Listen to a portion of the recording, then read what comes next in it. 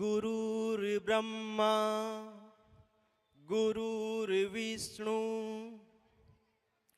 गुरुर्देवो महेश्वर गुरुर्साक्षात् परम ब्रह्म तस्मै श्री गुरुवे नमः। सर्वप्रथम मैं गुरु रूपी उस परमपिता परमेश्वर को कोटि कोटि नमन करता हूँ, जिसके पवित्र आशीर्वाद से आज इस धरा पर आप जैसे देवतुल्य मेहमानों का आगमन हुआ है। फिर मैं नमन करता हूँ विद्या की देवी पद्मासना माँ सरस्वती माँ शारदे को, जिसके ज्ञान रूपी आशीर्वाद से हम सबका मार्गदर्शन हो रहा है। फिर मैं कोटि कोटि नमन करता हूँ उन संतों को, श्री अवधेशाचार्य जी महाराज पीठाधीश्वर लोहारगल धाम, श्री देवकी नंदन जी शर्मा पीठाधीश हनुमान मंदिर प्रीतमपुरी दिल्ली।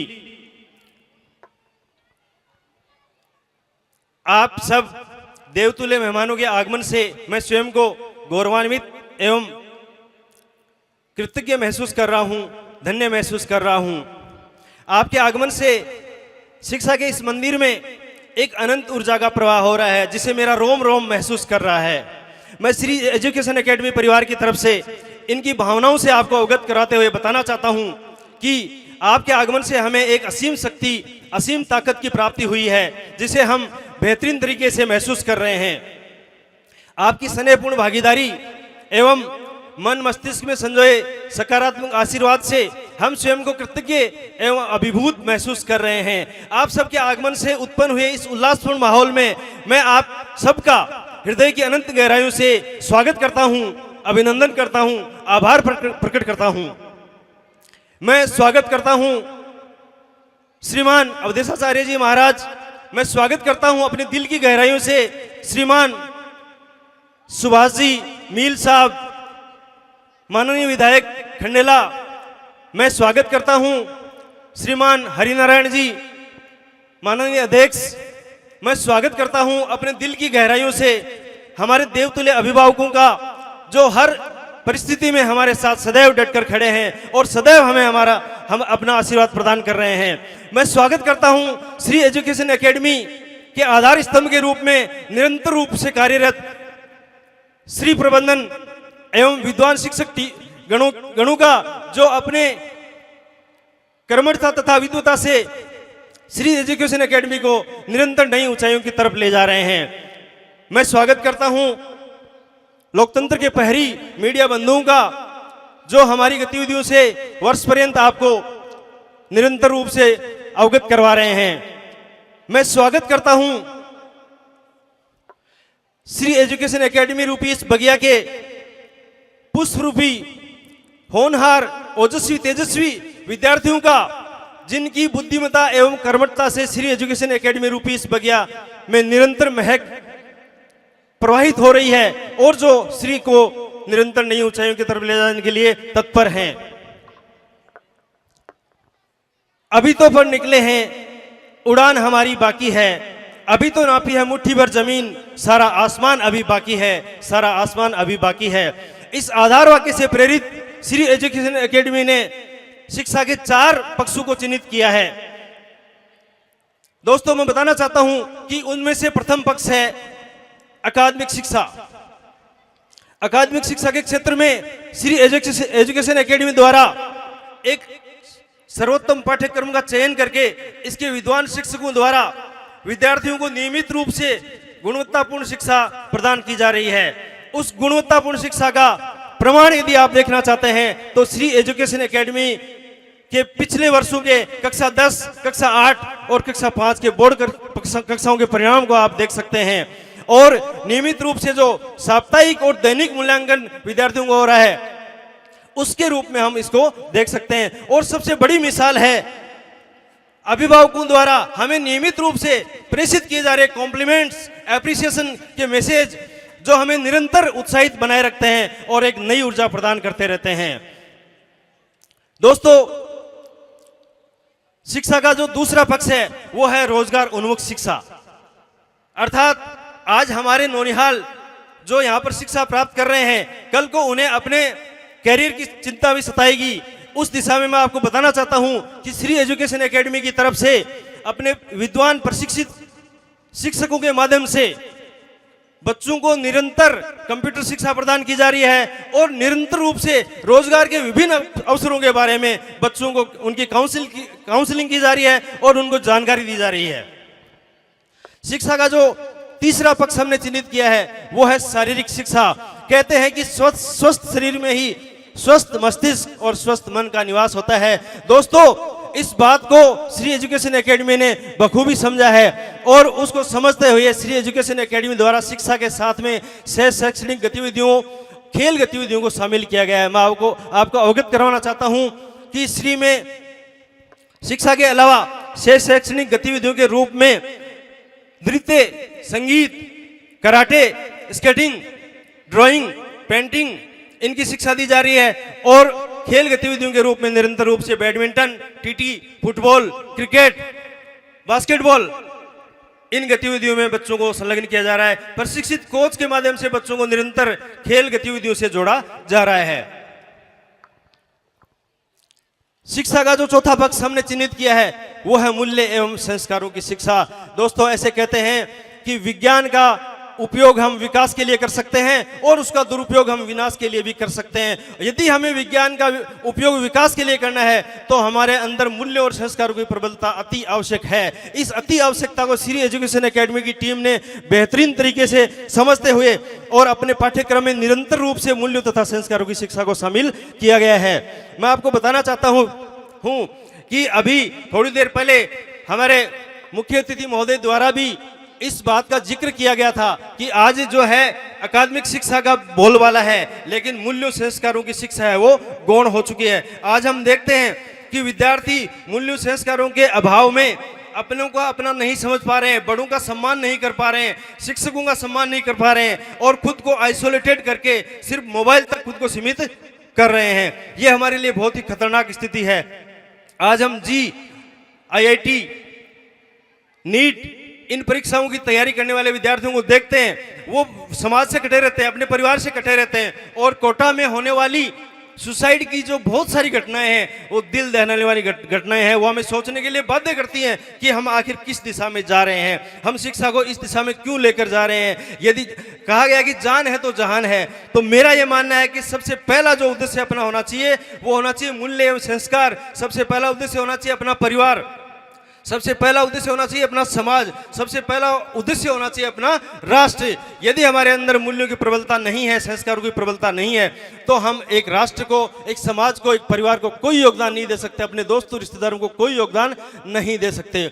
श्री एजुकेशन एकेडमी ने इस बात को बखूबी समझा है और यहाँ से जो विद्यार्थी कक्षा 10 परीक्षा पास करके यहाँ से जा रहे हैं, उन बच्चों को एक ही बात सिखाई जाती है। रविन्द्रनाथ टैगोर का नाम आप सबने सुना है। उनको जब गुरुजी ने पूछा, जब उनका विदाई हो रही थी कि जाओ एक ऐसा पौधा उखाड़ के लाओ जो किसी काम का नहीं है, रविंद्रनाथ टैगोर गए और जो आश्रम था उसमें छोटे छोटे पौधे सबको उखाड़ के देखा। कोई जो बच्चा है वो कुछ पेड़ ला रहा है, कोई पौधा ला रहा है, कोई बच्चा कुछ पौधा ला रहा है। लास्ट में रविंद्रनाथ टैगोर है वो खाली हाथ लौटकर आए और गुरुजी ने पूछा कि क्यों, क्या हुआ, खाली हाथ कैसे आ गए? बोले गुरुजी मैंने सारे पेड़ उखाड़ के देख लिए, लेकिन एक भी पेड़ ऐसा नहीं निकला जो किसी काम का नहीं हो। तो मैं अभिभावकों और यहाँ उपस्थित मौजूद मेहमानगणों को अवगत करवाना चाहता हूँ कि श्री एजुकेशन एकेडमी से जो विद्यार्थी पास आउट हो रहा है, हम उसको जीवन की महत्ता सिखा रहे हैं और यहाँ से प्राप्त ज्ञान को वो किस तरह से खुद के लिए, अपने परिवार के लिए, अपने मित्रों, अपने समाज, अपने दोस्तों के लिए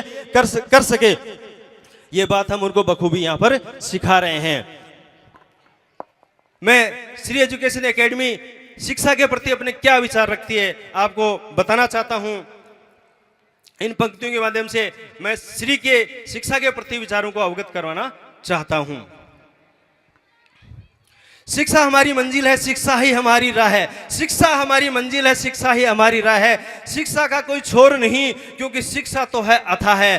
दोस्तों, शिक्षा, मैं बताना चाहता हूं कि शिक्षा वह अचूक बाण है जो असंभव को संभव बनाती है। शिक्षा वह तलवार है जो बिन रक्त जीत दिलाती है। इसलिए मैं कहता हूं कि शिक्षा के से बढ़कर कुछ भी नहीं, क्योंकि यदि मुझे कोई ये पूछे कि एक काम ऐसा बताओ, एक काम ऐसा बताओ जो कर लेने पर सारे काम किए जा सकते हो। तो मेरा जवाब होगा पढ़ाई, पढ़ाई, पढ़ाई। क्योंकि दोस्तों, यदि आपको विद्वान बनना है तो आपको पढ़ना होगा, यदि आपको धनवान बनना है तो आपको पढ़ना होगा, यदि आपको शक्तिवान बनना है तो आपको पढ़ना होगा, और यदि आपको महान बनना है तो भी आपको पढ़ना होगा। इसलिए मैं आप सबको संदेश देना चाहता हूं कि शिक्षा का महत्व हमें समझने की अति आवश्यकता है। आज भी हमारे देश में एक बहुत बड़ी जनसंख्या है, वो साक्षरता से भी महरूम है, और यदि वो साक्षर भी हो जाए तो भी हम शिक्षा की वास्तविक अर्थ को समझें, इसकी अति आवश्यकता है। मैं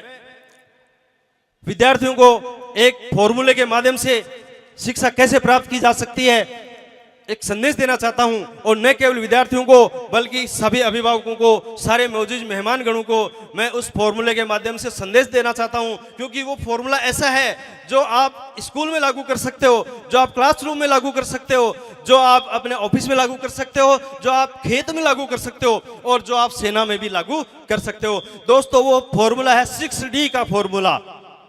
6D फॉर्मूला अंग्रेजी के 6D से प्रारंभ होने वाले अक्षरों को मिलाकर यह फॉर्मूला तैयार किया गया है। उस फॉर्मूले का जो पहला डी है उसका पूरा नाम है डिसीजन। डिसीजन अर्थात निर्णय करना।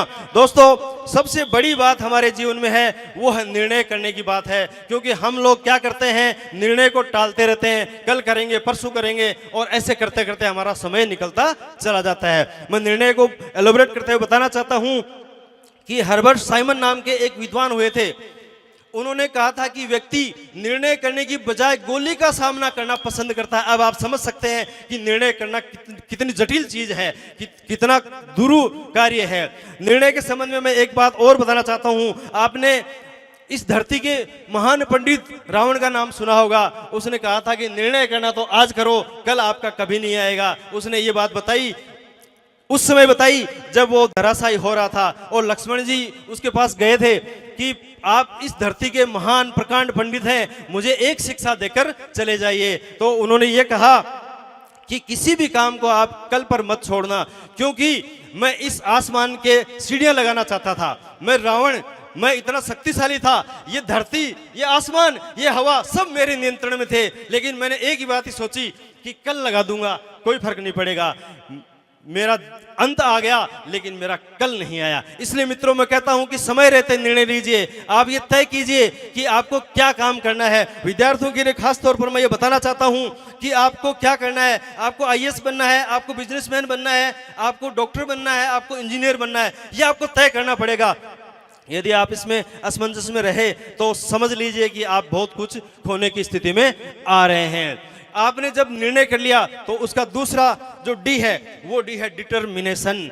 निर्णय आपने कर लिया, आज निर्णय किया और कल फिर दूसरा सोचेंगे। आज हम डॉक्टर बन रहे हैं, कल इंजीनियर बन रहे हैं। आज हम जो है वैज्ञानिक खेती करना चाहते हैं और कल हम जो है कपड़े का व्यवसाय करने की तरफ अग्रसर हो रहे हैं। इसका मतलब ये है कि हमारे विचारों में जो है स्थिरता नहीं है, हमारा डिटर्मिनेशन नहीं है। मेरे पिताजी एक बात कहते हैं कि चले जाऊं चौकड़ी गुहालरी पे रोकड़ी। इसका अर्थ मैं बता देता हूं आपको कि ऐसा लगता है कि चौकड़ी में बढ़िया हो जाएगा या फिर गुहाला में बढ़िया हो जाएगा, फिर लगेगा सीकर में बढ़िया हो जाएगा, नीम का थाना में बढ़िया हो जाएगा। तो मित्रों, मैं कहता हूं कि इस बात से हमें बाहर निकलने की आवश्यकता है। हमें अपने निर्णय पर, जो निर्णय हमने किया है उस पर अडिग रहने की आवश्यकता है। एक बार आप डिटरमाइंड हो गए तो बड़े से बड़ी मंजिल जो है वो आपके कदमों में होगी। और कहते हैं कि मंजिल उन्हें नहीं मिलती जो भाग्य के सहारे हैं, है मौत उनकी जिंदगी भी जो किस्मत के मारे हैं। दोस्तों, निर्णय लेने के पश्चात आपको डिटरमाइंड तो होना ही पड़ेगा। इस 6D के फॉर्मूले का जो तीसरा डी है वो डी है डेडिकेशन। डेडिकेशन से आप सब लोग समझ रहे होंगे, समर्पण हमें करना पड़ेगा।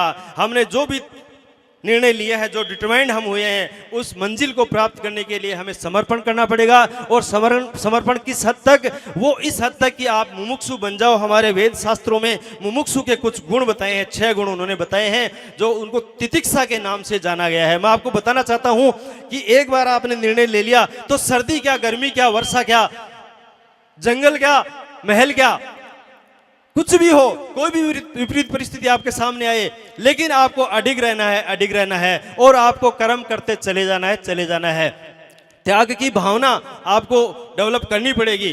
जो आपने डिटरमाइन किया है उसकी दिशा में आगे आप तभी बढ़ोगे जब सर्दी, गर्मी, वर्षा, दूसरी जो बाधाएं हैं वो आ रही हैं, उनको सबको नजरअंदाज करते हैं और आप आगे बढ़ते चले जाओ। मुसीबतें जो आ रही हैं उनके संबंध में मैं आपको बताना चाहता हूं कि मुसीबतें इंसान के इरादे आजमाती हैं। मुसीबतें इंसान के इरादे आजमाती हैं। हौसला मत हार, गिरकर और राही, क्योंकि ठोकरें इंसान को चलना सिखाती हैं। ठोकरें इंसान को चलना सिखाती हैं। दोस्तों, मेरे जो डी का जो फॉर्मूला है, उस डी का चौथा जो डी है वो है डिसिप्लिन। आप कहीं भी चले जाओ, खेत में क्यों नहीं काम कर रहे हो, आप सेना में काम कर रहे हो, आप चाहे ऑफिस में काम कर रहे हो, आप स्कूल जा रहे हो, आप क्लास में बैठे हो, आपको अनुशासन अति आवश्यक है। ये प्रोग्राम है, ये भी अनुशासन से ही संचालित हो रहा है। और मैं तो कह रहा हूं कि इस प्रकृति की प्रत्येक शक्ति है वो एक निश्चित अनुशासन के तहत अपनी गति को प्राप्त हो रही है। आप देख सकते हैं कि 24 घंटे बाद में फिर जो है दूसरा दिन आ जाता है, रात के बाद में फिर दिन आ जाता है। तो ये कैसे हो जाता है? ये हमारी जो धरती है वो सूर्य के जो चक्कर लगा रही है वो एक निश्चित अंतराल से नियमित अनुशासन के तहत चक्कर लगा रही है। उस अनुशासन का ये प्रतिफल है कि हम लोग इस धरती पर, इस नीले ग्रह पर जीवन जो है जी रहे हैं, बहुत शानदार तरीके से जीवन जी रहे हैं। अन्यथा जो है इस ब्रह्मांड में धरती जैसे पता नहीं कितने ही ग्रह क्यों ना होंगे, लेकिन उनका अनुशासन नहीं है, नहीं है।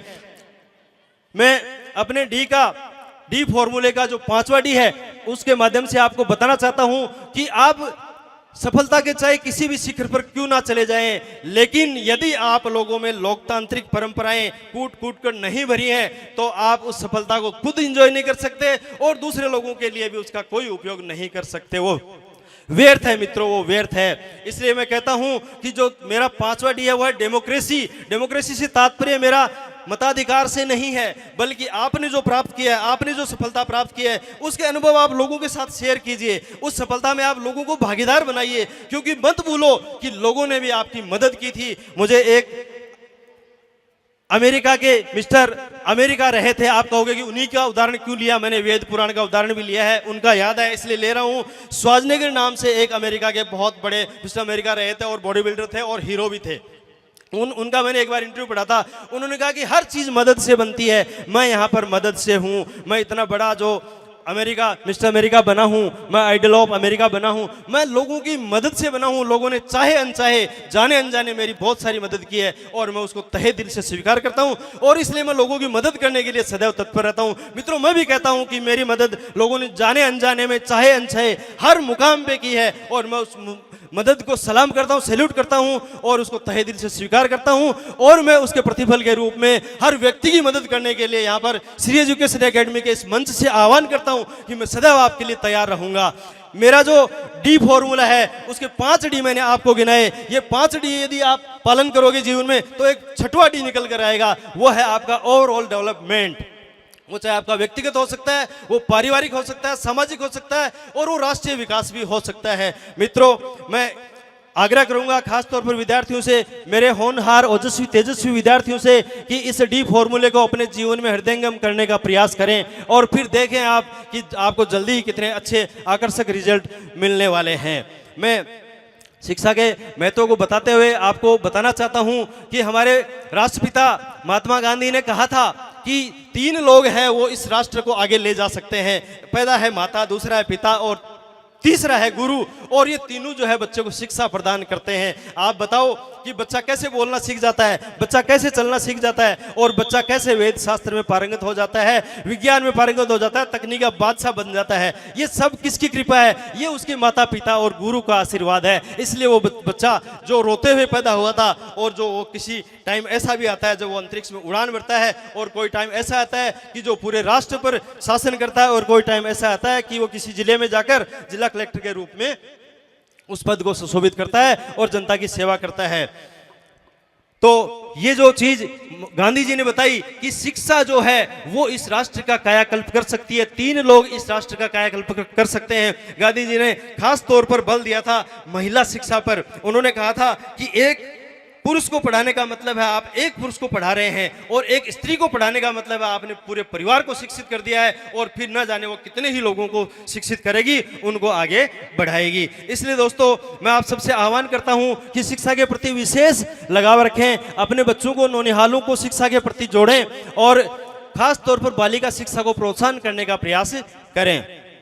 मैं शिक्षा के इसी क्रम में मैं कुछ और बातें आपसे शेयर करना चाहता हूं। आज का युग विज्ञान का युग है, तकनीकी का युग है, ज्ञान का युग है। इसलिए जेम्स कैरोल नाम के एक विद्वान ने कहा था कि नॉलेज इज पावर, ज्ञान ही शक्ति है। और फिर हमारे पूर्व राष्ट्रपति डॉक्टर एपीजे अब्दुल कलाम ने इसमें कुछ एक और लाइन जोड़ी और कहा कि knowledge is power, knowledge makes you great. ज्ञान शक्ति है और ज्ञान आपको महान बनाता है। दोस्तों मैं इसमें एक और लाइन जोड़ता हूं, knowledge is power, knowledge makes you great and observation is the source of knowledge. अर्थात ज्ञान ही शक्ति है, ज्ञान आपको महान बनाता है और निरीक्षण से जो है आप ज्ञान प्राप्त कर सकते हैं। निरीक्षण से आप कैसे ज्ञान प्राप्त कर सकते हैं, इस पर मैं प्रकाश डालना चाहता हूं। हम सब ने महान वैज्ञानिक न्यूटन का नाम जरूर सुना होगा, नहीं सुना तो आज सुन रहे हैं, जिन्होंने गुरुत्वाकर्षण के सिद्धांत का प्रतिपादन किया था। दोस्तों जब बगीचे में बैठे थे और एक फल है वो टूट के गिरा, पकने के पश्चात जमीन पर गिरा, तो श्रीमान ने सोचा कि ये फल जो है ये जमीन पर क्यों गिरा, ये आसमान की तरफ क्यों नहीं गया, ये दूसरी किसी दिशा में उड़कर क्यों नहीं चला गया। और ये जो प्रश्न उनके दिमाग में आया, इस प्रश्न का जवाब देने के लिए महोदय लग गए। महाशय ने एक अथक प्रयास के पश्चात और उसका रिजल्ट ये दिया कि ये फल इसलिए गिरा कि प्रत्येक वस्तु में एक आकर्षण शक्ति होती है जिसे गुरुत्वाकर्षण शक्ति के नाम से जाना जाता है। और जो वस्तु जितनी आकर्षण शक्ति रखती है, जितना ज्यादा गुरुत्वाकर्षण शक्ति रखती है, वो कम गुरुत्वाकर्षण शक्ति वाली वस्तुओं को अपनी तरफ आकर्षित करती है, उनको अपनी तरफ खींचती है। और कहा कि धरती जो है, ये हमारी जो पृथ्वी है, ये जो हमारी माता है, ये जो है सबसे ज्यादा गुरुत्वाकर्षण रखने वाली शक्ति यहाँ पर मौजूद है, इसलिए वो फल जो है वो जमीन पर आकर गिरा। दोस्तों आप यदि ऑब्जर्वेशन की तकनीक का प्रयोग करें तो मैं आपको कह सकता हूं कि आप हर मैदान में जो है सफलता के झंडे गाड़ेंगे, चाहे वो कक्षा हो, चाहे वो खेल का मैदान हो। आप जब कभी क्रिकेट खेलते हुए बल्लेबाज को देखते हो तो आप गौर कर सकते हो कि कौन सा बल्लेबाज जो है उसने ज्यादा रन बनाए, और ज्यादा रन बनाए तो उसने क्या तकनीकी अपनाई, उसने अपने बैट को कैसे पकड़ कर रखा था, उसने जो है गेंद को किस तरह से जो है वो ऑब्जर्व कर रहा था और किस तरह से उस गेंद पर वो अपने बल्ले को जो है वो प्ले कर रहा था। आप ऐसे एक गेंदबाज के लिए भी समझ सकते हैं। और जो दूसरे लोग हैं, किसान खेत में काम कर रहा है, उसकी हल की तकनीक भी जो है आप ऑब्जर्वेशन के माध्यम से सीख सकते हैं। क्लासरूम में आपका अध्यापक आपको कैसे पढ़ा रहा है, उसको यदि आप ऑब्जर्व कर लेंगे तो आप एक बेहतरीन अध्यापक बन सकते हैं। और प्रशासन जो है वो किस तरह से काम कर रहा है, आपको यदि प्रशासन से आप रूबरू होते हैं उस समय आप उसका भी जो है ऑब्जर्वेशन कर सकते हैं। तो मित्रों यदि हमें जीवन में सफलता की आवश्यकता है तो ऑब्जर्वेशन बहुत जरूरी है। दूसरी बात मैं बताना चाहूंगा, खास तौर पर मेरे प्यारे बच्चों को, और वैसे तो सभी के लिए ये बात है, ऐसा कहा जाता है कि best start and half done. अर्थात यदि आपने अच्छी शुरुआत दे दी तो मानो कि आपका आधा कार्य पूरा हो गया है। इसको मैं इस तरह से भी व्यक्त कर सकता हूं, तू जिस गति से है चला तू उस गति को पाएगा, तू जिस गति से है चला तू उस गति को पाएगा, तू फूल सूंघता रहा तो किस गति समाएगा, सर पे जिसके ताज और हाथ धनुष बाण हो, वीर उसको बोलते बूढ़ा हो जवान हो, रण में आकर है खड़ा चक्रव्यूह को तोड़ दे, मौत को भी मात दे, जिंदगी मरोड़ दे, जिंदगी मरोड़ दे। दोस्तों यदि आप में बेहतरीन पहल करने की क्षमता है, यदि आप किसी भी कार्य को प्रारंभ कर रहे हैं और उसी समय उसको बेहतरीन तरीके से आपने स्टार्ट कर दिया, तो मान लीजिए कि आपका कार्य आधा हो चुका है और अब आपको सिर्फ जो 50% उसका भाग करना है। मैं माफी चाहता हूं, कंटिन्यू करूंगा।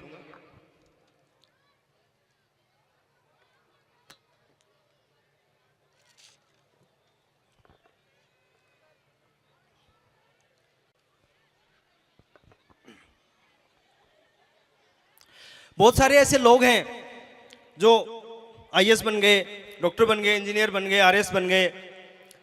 हमें लगता है कि वो वही सबसे ज्यादा विद्वान हैं, वही सबसे ज्यादा विद्वान है। लेकिन मैं आपको बताना चाहता हूं कि ऐसा हरगिज नहीं है, क्योंकि वो लोग उन लोगों में आगे आए हैं जो उस परीक्षा में शामिल हुए थे। 10 लाख लोग देश के आईएएस के एग्जाम देते हैं और उनमें से जो है कुछ 1000 लोग आईएएस फाइट करके आईएएस बनते हैं। तो हमें लगता है कि ये 1000 लोग हैं वो देश के सबसे बुद्धिमान व्यक्ति हैं। लेकिन आप उन लोगों के बारे में भी सोचो जिन्होंने इस एग्जाम को अफर्ट भी नहीं किया, जिन्होंने इस एग्जाम में बैठने का प्रयास नहीं किया, निर्णय नहीं ले सके। वो लोग हो सकता है इन 1000 लोगों से कई गुना बुद्धिमान हो सकते हैं, लेकिन उनमें एक अजीब प्रकार का भय रहता है, एक डर रहता है। मैं कहता हूं कि डर को अलविदा कर दीजिए, क्योंकि डर के आगे जीत है। मैं बताना चाहता हूं कि लहरों से डरकर नौका पार नहीं होती, लहरों से डरकर नौका पार नहीं होती, कोशिश करने वालों की हार नहीं होती। नन्ही चींटी दाना लेकर चलती है, चढ़ती दीवारों पर 100 बार फिसलती है। नन्ही चींटी दाना लेकर चलती है, चढ़ती दीवारों पर 100 बार फिसलती है। मन का विश्वास रगों में साहस भरता है, चढ़कर गिरना गिरकर चढ़ना ना कभी अखरता है। आखिर मेहनत उसकी बेकार हर बार नहीं होती, कोशिश करने वालों की हार नहीं होती। लहरों से डरकर नौका पार नहीं होती, कोशिश करने वालों की हार नहीं होती। डुबकियां सिंधु में गोताखोर लगाता है, जा जा के खाली हाथ लौट आता है। डुबकियां सिंधु में गोताखोर लगाता है, जा जा के खाली हाथ लौट आता है। मिलते नहीं सहज ही मोती गहरे पानी में, मिलते नहीं मोती सहज ही गहरे पानी में। बढ़ता दुगुना साहस इसी हैरानी में, बढ़ता दुगुना साहस इसी हैरानी में। आखिर मुट्ठी उसकी खाली हर बार नहीं होती, लहरों से डरकर नौका पार नहीं होती, लहरों से डरकर नौका पार नहीं होती। असफलता एक चुनौती है, असफलता एक चुनौती है, स्वीकार करो। असफलता एक चुनौती है, स्वीकार करो। क्या कमी रही देखो और सुधार करो, क्या कमी रही और देखो और सुधार करो। जब तक मंजिल ना मिले, जब तक मंजिल ना मिले, नींद चैन को त्यागो तुम। संघर्ष ही जीवन है, मैदान छोड़ना भागो तुम। कुछ किए बिना ही जय जयकार नहीं होती, कोशिश करने वालों की हार नहीं होती। लहरों से डरकर नौका पार नहीं होती, कोशिश करने वालों की हार नहीं होती। दोस्तों, आप सब मौजूद मेहमानगण इस प्रांगण में श्री एजुकेशन एकेडमी रूपी इस बगिया को एक नई ऊर्जा प्रवाहित कर रहे हैं, नया संचार, नई दिशा, नए आयाम दिखा रहे हैं। मैं आप सबका दिल से बहुत बहुत आभारी हूं। मैं अपने वक्तव्य को जारी रखते हुए बताना चाहता हूं कि एक और चीज़ हमें करनी होगी, हमारे विद्यार्थियों के लिए खास तौर पर ध्यान देना होगा। मैं विद्यार्थियों से ये इस 4 लाइनों के माध्यम से विद्यार्थियों को प्रेरणा देना चाहूँगा कि आप जो है, यदि आपको जीवन में कुछ करना है तो आपको उस फावड़े से सीखना होगा। जो एक मजदूर है वो खेत में या फिर मजदूरी करते हुए काम में लेता है। आपने देखा होगा कि एक फावड़ा ऐसा है जिसको 1 साल तक काम में नहीं लिया गया और वो ब्लंट हो गया है, उस पर जंग लग गया है। और एक ऐसा फावड़ा है जो एक मजदूर है, रोज उससे खाई खोद रहा है, रोज उससे मजदूरी कर रहा है। वो उस फावड़े की धार कितनी तेज आपको नजर आती है, उसकी चमक कितनी तेज नजर आती है। अर्थ साफ है कि यदि आपको चमकना है तो आपको फावड़े की तरह घिसना होगा। तब मैं कहता हूं कि लोहा जितना तपता है उतनी ताकत भरता है, लोहा जितना तपता है उतनी ताकत भरता है। सोना जितना जलता है प्रखर बन निखरता है। हीरे को जितनी धार लगे, हीरे को जितनी धार लगे उतना ज्यादा चमकता है। बर्तन जितना पकता है धुन पर उतना खनकता है। सूरज की तरह चमकना है तो आपको सूरज की तरह जलना होगा। नदियों जैसा आदर पाना है तो पर्वत छोड़ निकलना होगा। हम आदम के बेटे हैं, क्यों सोचे राह सरल होगा। संघर्ष हमारा सफल होगा, आज नहीं तो कल होगा। हर मुश्किल का हल होगा, आज नहीं तो कल होगा, आज नहीं तो कल होगा। दोस्तों, मैं आपको ये विश्वास दिलाना चाह रहा हूं कि श्री एजुकेशन एकेडमी की जो टीम है वो इन्हीं पंक्तियों को आदर्श मानते हुए और निरंतर रूप से अपनी मेहनत यहाँ पे कर रही है, बच्चों को तराशने का काम कर रही है। और मैं एक बात और आपसे कहना चाहता हूँ, अभिभावकों को एक गारंटी मैं यहाँ पर देना चाहता हूँ कि जिस दिन आपके नौनिहाल इस श्री एजुकेशन एकेडमी नाम की संस्था में प्रवेश लेते हैं और जब वो इसके द्वार के अंदर आ जाते हैं, वो आपके नौनिहाल नहीं रहते बल्कि वो हमारे नौनिहाल हो जाते हैं। और उनकी हर प्रकार से, उनकी शारीरिक, मानसिक और उनकी तार्किक हर प्रकार की शक्ति का विकास करने का, उसका विकास करने का हम जिम्मा लेते हैं और उसको महफूज रखने की मैं आपको गारंटी देना चाहता हूं कि उसका फूल, उसका बाल भी बांका नहीं हो सकता। मित्रों, मैं आप सबको यहाँ पर इतनी बड़ी संख्या में पाकर खुद को बहुत गौरवान्वित महसूस कर रहा हूँ, मैं गदगद महसूस कर रहा हूँ और मैं आपका आभार कैसे व्यक्त करूँ, मेरे पास इसके लिए पर्याप्त शब्द नहीं हैं। इसलिए अब मैं अपनी वाणी को ज़्यादा लंबा नहीं खींचकर, और ये जो सारी बातें मैंने कही हैं, हो सकता है कुछ लोगों को बहुत ही बोझिल लगें और कुछ लोगों को ऐसा लगे कि ऐसा करना पॉसिबल नहीं है। मैं एक लाइन के माध्यम से आपको बताऊंगा कि हम लोग ऐसा कैसे कर सकते हैं। कौन कहता है आसमान में छेद नहीं हो सकता? कौन कहता है आसमान में छेद नहीं हो सकता? एक पत्थर जरा तबीयत से उछाल कर तो देखो यारो, एक पत्थर जरा तबीयत से उछाल कर तो देखो यारो। Thank you. जय हिंद, जय भारत।